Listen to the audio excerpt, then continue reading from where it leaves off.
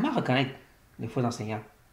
Mais je dirais une des choses, c'est qu'ils semblent être obsédés pour les êtres spirituels, bons ou mauvaises, les anges ou les démons.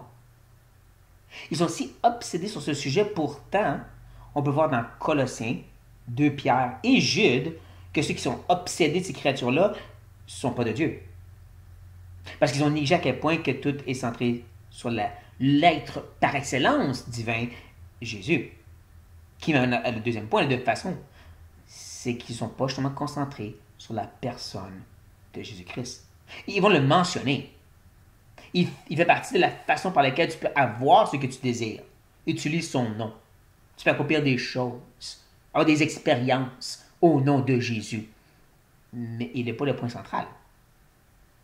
On doit faire des choses et on oublie que Jésus a tout accompli. Tetelestai.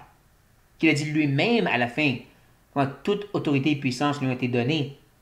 Point. C'est tout centré sur lui.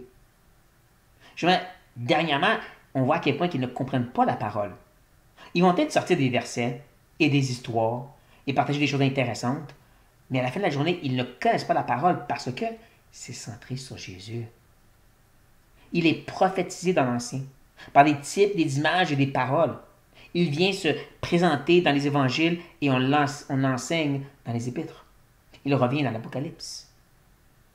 L'appel, c'est de lui ressembler, pas par des miracles, pas faire des signes comme lui, non. C'était centré sur lui étant le Messie.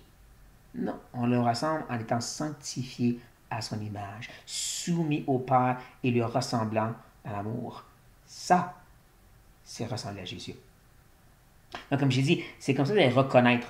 Des gens obsédés sur tout autre être spirituel que Jésus. Des messages centrés sur tout ce qu'on peut faire et avoir en son nom. Mais ils ont complètement oublié la personne de Jésus-Christ. Faisons attention, chers frères et sœurs.